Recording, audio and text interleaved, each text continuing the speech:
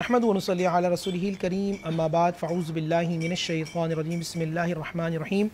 تمام تعریفیں اللہ سبحانہ و تعالیٰ کے لیے اور درود و سلام و اللہ کے رسول ہم سب کے آقا ہم سب کے مولا تاجدار مدینہ تاجدار ختم نبوت حضور محمد رسول اللہ صلی اللہ علیہ وآلہ وسلم۔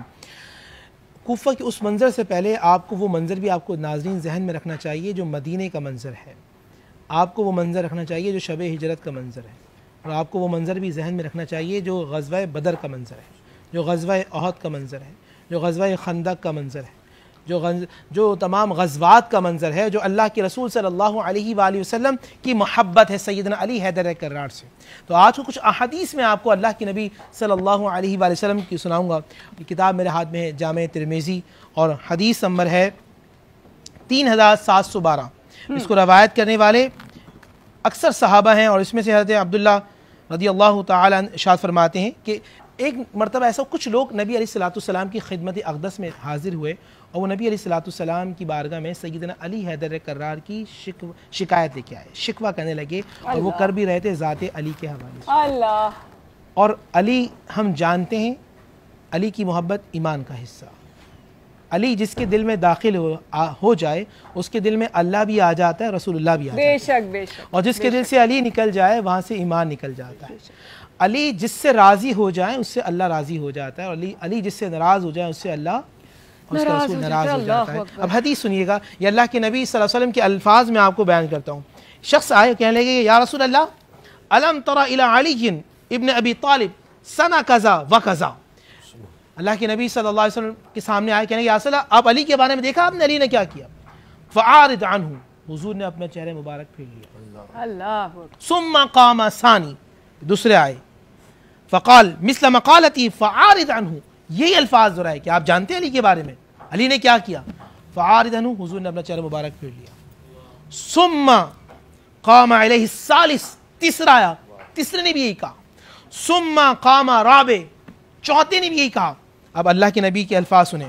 فقال رسول اللہ ما تريدون من علی، تم علی کے بارے میں کیا چاہتے ہو؟ ما تريدون من علی، تم علی کے بارے میں کیا چاہتے ہو؟ ما تريدون من علی، تم علی کے بارے میں کیا چاہتے ہو؟ چہرہ مبارک سرخ ہو گیا۔ الفاظ فرمائے اِنَّ عَلِيًّا مِنِّي وَأَنَا مِنْهُ، میں علی سے ہوں، علی مجھ سے ہے، بے شک، اور میں تمام مومنین کا ولی اور علی تمام مومنین کا ولی۔ تو علی سے محبت رکھنا ایمان کا حصہ۔ اور جانتے ہیں غزوہ خیبر، غزوہ خندق، اس میں معاملہ کیا تھا؟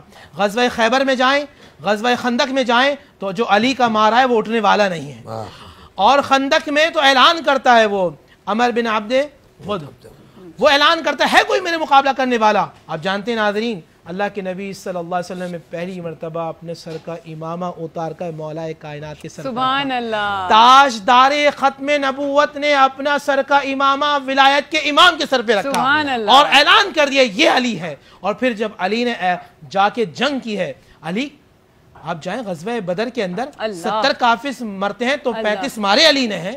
احد میں علی وہ ہے جو پلٹ کر حملہ کرتا ہے اور کفار کی کمر کو توڑ دیتا ہے۔ خیبر میں وہ ہے کہ جس کے بارے میں اللہ کے رسول سرٹیفکیٹ دے دیں کہ کل میں اس کو علم دوں گا جو اللہ سے بھی محبت کرتا ہوگا، رسول اللہ سے بھی محبت کرتا ہوگا، اور رسول بھی اس سے محبت کرتا ہوگا۔ اور پھر علی رضی اللہ تعالیٰ۔ اب آئیے کوفہ کے مسجد کے اندر، کوفہ کے اندر مسجد میں واقع بیان کروں گا۔ دیکھیں ایک بات ذہن میں رکھیے گا کہ جو خلفائے ثلاثہ ہیں ان کا محور و مرکز مدینہ رہا، مدینہ کے اندر وہ نظام حکومت کرتے رہے، اور مولا کائنات سیدنا علی حیدر کرار نے مدینہ سے دارالخلافہ کو شفٹ کیا ہے کوفہ۔ سب سے بڑی وجہ کیونکہ علی جیسی بصارت، علی جیسی بصیرت، علی جیسی فقاہت، علی جیسی سوچ، علی جیسی تفکر، علی جیسی سمجھ اس کائنات میں چند ہی لوگوں کو آئی، کیونکہ اس وقت ملت اسلامیہ کا شرازہ بکھر رہا تھا۔ ہم جب یہ کہتے ہیں کہ 22 لاکھ مربع میل پہ سیدنا عمر بن خطاب رضی اللہ تعالیٰ نے حکومت کو پھیلایا، اور عثمان غنی نے اس سے بھی آگے کو بڑھایا، مگر اس وقت ملت اسلامی کی جو پوزیشن تھی وہ بہت ڈاؤن فال کی طرف جا رہی تھی۔ حضرت علی ایک ایسی جگہ کا انتخاب چاہتے تھے کہ جہاں آپ جا کے عرب کو بھی کنٹرول کر سکیں، آپ سیریا کو بھی کنٹرول کر سکیں، آپ یورپ کو بھی کنٹرول کر سکیں، آپ مڈل ایسٹ پہ بھی آپ کی نظر ہو، یعنی کہ آپ پوری کائنات کے اندر اسلام کی دعوت جو اللہ کے نبی صلی اللہ علیہ وسلم کہہ کے گئے اس کو لے کے جا سکیں۔ یہاں ذہن میں رکھیے گا ایک بہت بڑی حکمت عملی اور بھی تھی کہ ہم نے یہ دیکھا کہ عثمانی غنی رضی اللہ تعالیٰ شہید ہوتے ہیں تو مدینہ منورہ کے اندر خون گرتا ہے اور مدینہ کے اندر فساد کا معاملہ ہوتا ہے، مدینہ کے اندر سازش ہوتی تھی۔ اللہ کے نبی کے یہ پیارے صحابی چاہتے تھے رہتی قیامت تک اب مدینہ منورہ کے اندر دوبارہ سازش نہ ہو، اب مدینہ منورہ کے اندر کسی مسلمان کا خون نہ بہے۔ یہ حضرت علی کی بہت بڑی ہم کہہ سکتے ہیں آج کی زمانے میں IR کے زمانے میں انٹرنیشنل گیم تھیوری یا انٹرنیشنل ایک قانون یا انٹرنیشنل ایک ہسٹری یا انٹرنیشنل آپ کے جو تفکرات تھے اس کو سیدنا علی حیدر کرار نے مسجد کوفہ کے اندر جمع کیا۔ سیدنا علی حیدر کرار بیک وقت کئی شعبہ جات کے مالک رہے، جہاں آپ بہترین ہم کہتے ہیں مسجد کوفہ، تو شاید آپ کے ذہن میں آتا ہوگا کہ حضرت علی ایک عام سے امام مسجد تھے، نعوذ باللہ کے جو آتے تھے اور 5 وقت نماز پڑھا کے چلے جاتے تھے۔ علی کو سمجھنے کے لیے بھی اللہ تعالیٰ کا کرم چاہیے، سب سے پہلی بات علی کو سمجھنے کے لیے اللہ کا فضل چاہیے، علی کو سمجھنے کے لیے معرفت الہی چاہیے، علی کو سمجھنے کے لیے حب رسول چاہیے، علی کو سمجھنے کے لیے حسنین کریمین کی نظر چاہیے، علی کو سمجھنے کے لیے کیونکہ زوج بطول ہے بطول کی دعا چاہیے۔ اب ذہن میں رکھیے گا مولا کائنات سیدنا شیر خدا مسجد کوفہ کے اندر بیٹھے، یہ دنیا میں واحد آدمی ناظرین، کوئی چیف آف آرمی سٹاف ہو تو وہ چیف جسٹس نہیں ہوتا، چیف جسٹس ہو تو وہ مفسر نہیں ہوتا، مفسر ہو تو محدث نہیں ہوتا، محدث ہو متکلم نہیں ہوتا، متکلم ہو تو فقیہ نہیں ہوتا، فقیہ ہو تو جغرافیہ کا ماہر نہیں ہوتا، جغرافیہ کا ماہر ہو تو علم طب کا ماہر نہیں ہوتا، علم طب کا ماہر ہو تو علم قانون کا ماہر نہیں ہوتا، علم قانون کا ماہر ہو تو علم ریاست کا ماہر نہیں ہوتا، علم ریاست کا ماہر ہو تو علم معاشیات کا ماہر نہیں ہوتا۔ اس کائنات میں ایک ایسا آدمی ہے کہ تمام علوم کو جمع کیا جائے تو وہ علی کے سینے میں ملتے ہیں۔ مسجد کوفہ بیک وقت ملت اسلامیہ کا وہ مرکز تھا جہاں سے قرآن کی تفسیر بھی ہوتی تھی، رسول کی حدیث بھی سننے کو ملتی تھی، فقہ بھی ملتا تھا، کیونکہ علی اگر فتویٰ دے دے تو تمام صحابہ یہ کہتے تھے علی کے فتوے کے بعد کسی فتوے کی ضرورت نہیں ہے۔ سیدنا علی حیدر کرار نے اگر آپ تاریخ آپ ہسٹری پہ نظر رکھیں تو اس وقت بہت مشکل دور تھا۔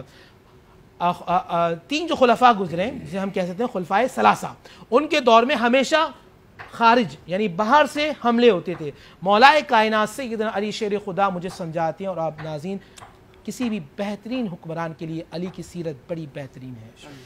بیک وقت باہر سے بھی حملے ہو رہے ہیں، اندر سے بھی حملے ہو رہے ہیں، اور ان بیک وقت حملوں کو سنبھالنا اور پھر علی کا حلم، علی کی بردباری، علی کا صبر، علی کی شجاعت، علی کی استقامت، دونوں ہاتھ سے سلام ہے علی آپ پر۔ اب میں آپ کو بتاتا ہوں کیوں۔ مصنف ابن ابی شیبہ کے اندر بھی یہ بات روایت نقل ہے، اور مصنف امام عبد الرزاق، کیونکہ میں تاریخ کے بات بتا رہا ہوں، یہ بہت آپ 2 کتابیں جو امہات الکتب ہیں، مصنف امام ابی شیبہ، مصنف امام عبد الرزاق۔ اب کیا ہوا، سیدنا علی شیر خدا ان پہ اللہ کی لعنت ہو جنہوں نے علی پہ کفر کا فتویٰ جاری کیا، ان پہ اللہ کی لعنت ہو کہ جنہوں نے علی کے خلاف سب سے پہلے یہ فتویٰ جاری ہے کہ علی دار اسلام سے خارج ہے۔ مگر علی آپ جیسا تو کوئی ہے ہی نہیں۔ آپ مسجد کوفہ میں کھڑے ہیں اور آپ نے تقریر پتہ کی ہے ناظرین، تقریر کی علی آپ سے مخاطب ہے اور علی آپ سے اعلان کرتا ہے کہ جو کوئی مسلمان کسی مسلمان پہ تلوار نہ کھینچے علی اس کو معاف کرتا ہے۔ جو لا الہ الا اللہ محمد رسول اللہ کا ہے، جانتے ہیں کہ انہوں نے کفر کا فتویٰ دیا، سنیں، جو لا الہ الا اللہ محمد رسول اللہ پڑھتا ہے آئیے علی کے پیچھے نماز پڑھے، علی کچھ نہیں کہے گا۔ یہ بردباری، یہ جذبہ، اگر آج پوری 58 ممالک جو ملت اسلامیہ کے وہ ایک ہونا چاہتے ہیں تو پھر ان کو سوچ بھی علی کی لانا پڑے گا، ان کو اپنے دل میں بھی علی کو لانا پڑے گا، دماغ میں بھی علی کو لانا پڑے گا۔ میں پھر بار بار جملہ کہوں گا کہ میں آج کے حکمرانوں کو دعوت دیتا ہوں، آج بربادی کیوں ہے، آپ کو پھر سیکھنا پڑے گا علی سے۔ مالک اشتر کو ایک لیٹر لکھ رہے ہیں حضرت علی، مالک تمہارے خلاف لوگ ہو جائیں تو تم تلوار نہیں اٹھانا بلکہ گراؤنڈ میں اتر کر لوگوں کے جو معاملات ہو سننے کے بعد مشورہ دے کے ان کے معاملات کو حل کرنا۔ دوسرا، جو تمہاری خوشامد کرنے والے لوگ ہوں ان کو قریب نہیں آنے دینا، یہ تمہیں برباد کر دیں گے۔ اور تیسرا، حب دنیا سے دور رہنا۔ آج کیا وجہ ہے کہ 58 ممالک ہونے کے باوجود ذلیل رسوا مسلمان ہو رہے ہیں اس لیے کہ انہوں نے حب دنیا کو تھام لیا. کر کاش یہ علی حسنین کے بابا کے دامن کو تھام لیتے, پوری کائنات ان کو تھام لیتی. یہ علی سے دور کیا ہوئے, پوری کائنات کی عزت, جلال, مقام, مرتبہ, منصب, عزت سب ان سے دور ہو گئی.